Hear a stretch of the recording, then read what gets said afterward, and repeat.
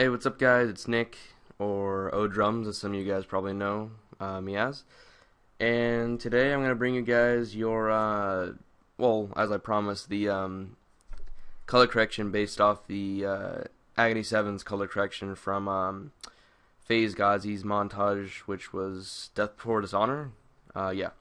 So,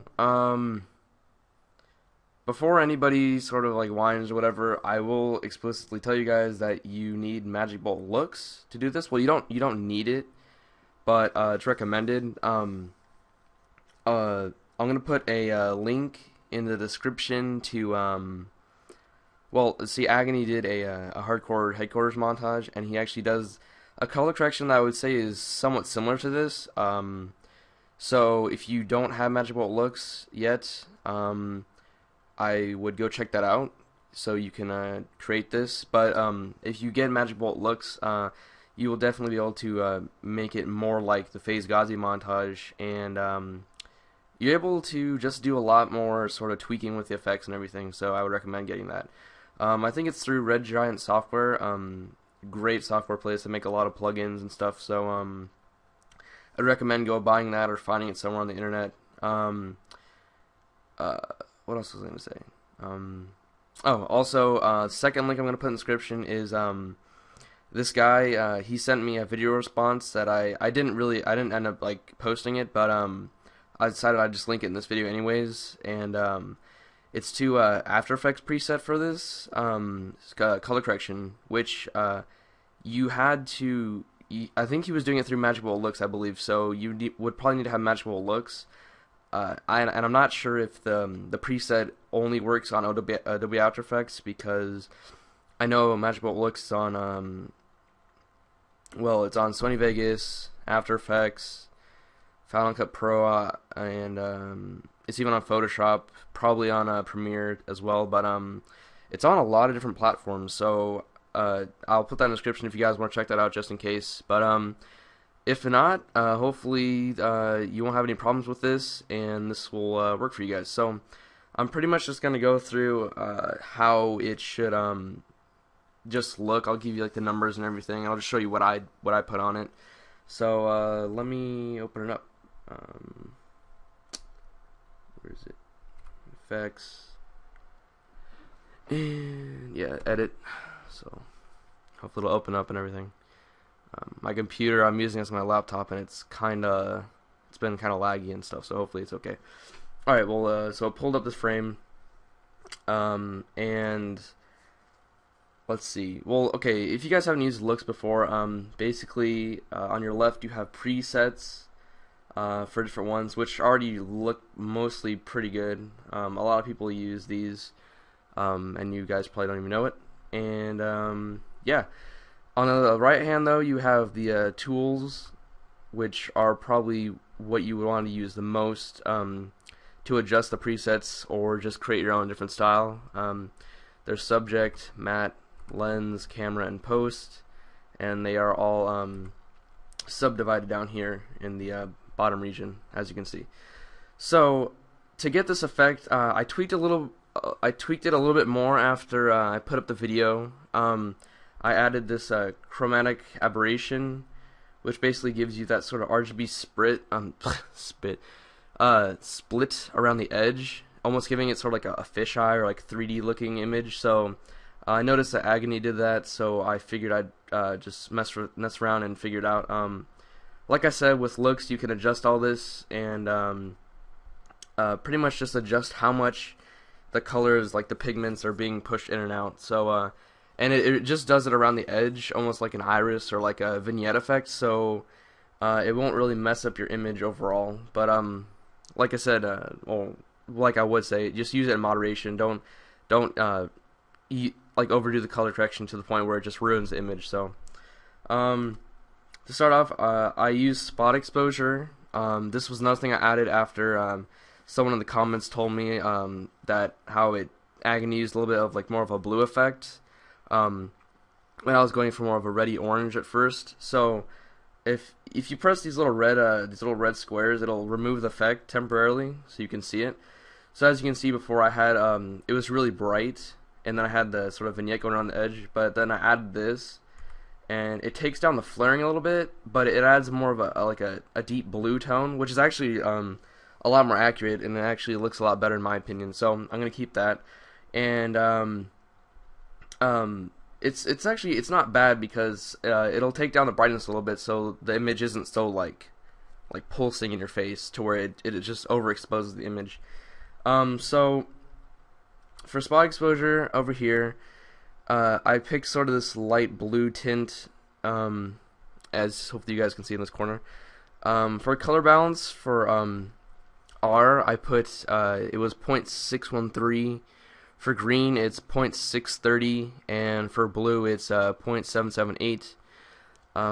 Just above that, where the center and the radius all it is, the radius is 1.052, the spread's 0.500, and the fall off's 0.500. But the center X is at a positive 0.8%, and the Y is at a positive 5.3%. So that's where the spot exposure is lying within the image.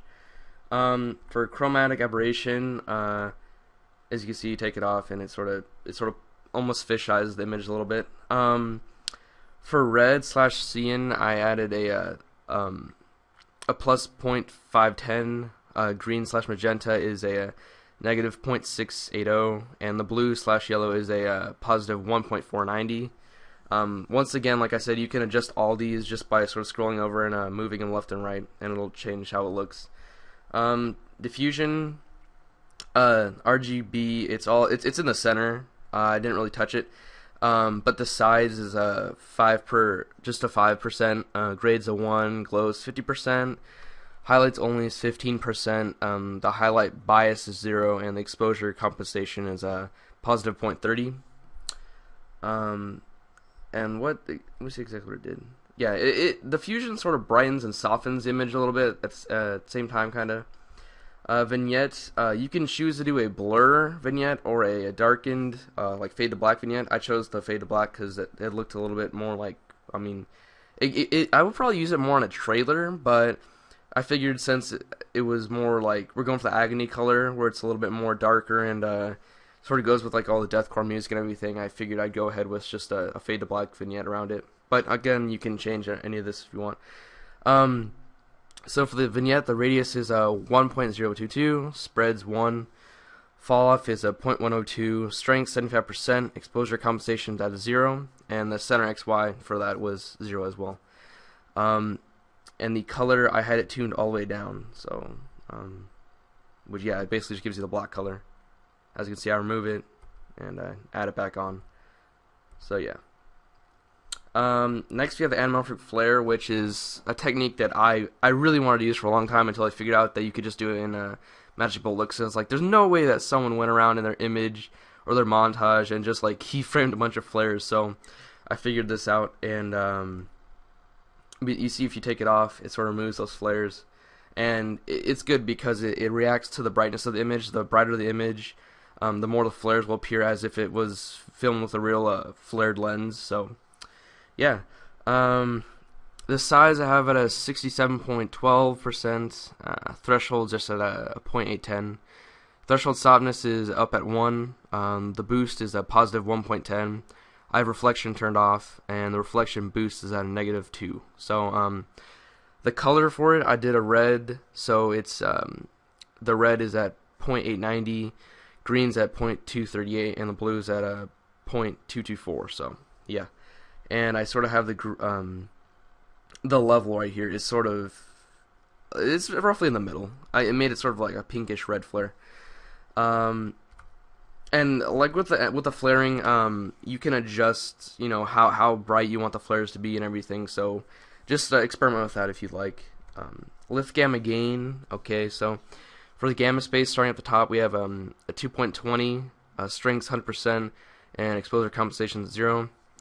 For lift, we got the reds at a 0.845, greens at a 0.908, and the blues at a 1.033.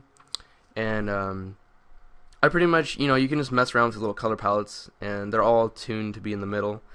Gamma, the red's at a 0.718, green is at 0.758, blue is at 0.922, And finally, the gain is at, for the red, it's at a 1.384, green is at a 1.190, and the blue is at a 0.827. So, if you don't really want to copy all the numbers down, just try to match the color palettes the way I had them.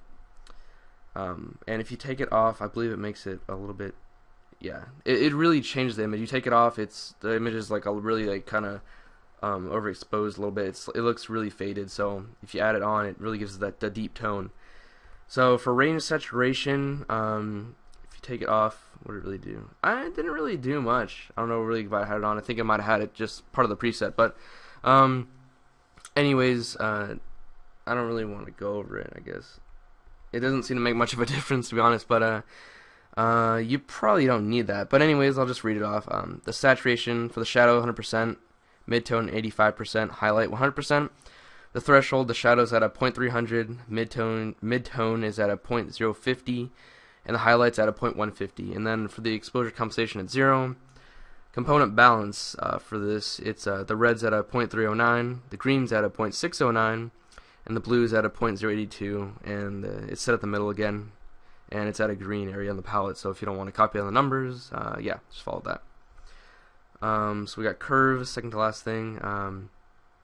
Curves really adjust the image, and I would highly recommend experimenting with it, because not only for this color correction but for any color correction, because you can make so many differences with the lights. It's basically like color correcting, but taking that sort of stock color correcting that you would get in like Vegas or Final Cut, and then just making it way more experimental.